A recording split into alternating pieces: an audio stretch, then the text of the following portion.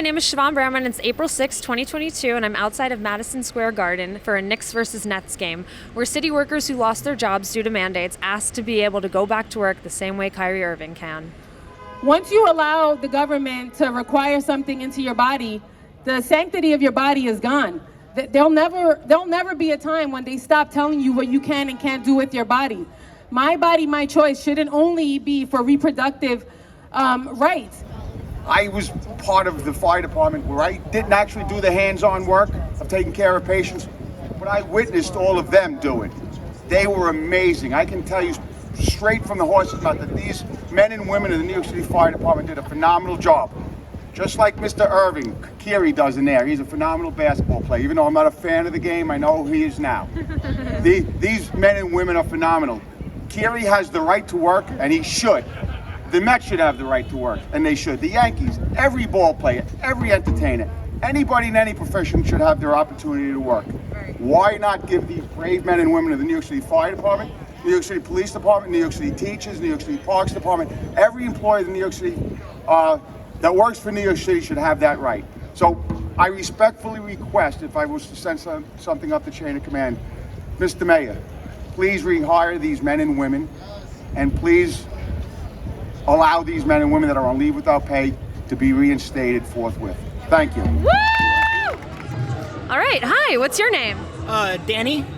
Danny, why is it important to push back on COVID policies? I mean, the truth is, and this is the way I tell, especially the people I worked with, what we allow to happen now is the world that your children, I don't have kids at the moment, but everybody else's children, they're going to inherit this world. They're going to inherit the world that you give them. And if you give them, especially as us as workers, a union that will not protect us from that won't, that allows us to, the city and state, to dictate our bodily autonomy and to dictate what we have to and don't have to do, this is problematic. Well, October 1st was my last day working as a paraprofessional for the New York City Department of Education. I also have gotten arrested for not showing proof of vaccination. Today, luckily, my second court appearance, my case was dismissed.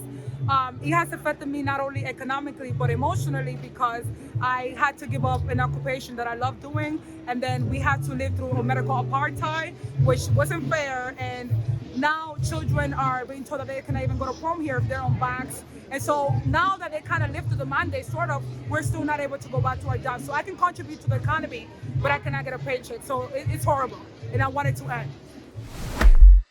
My mug? I know.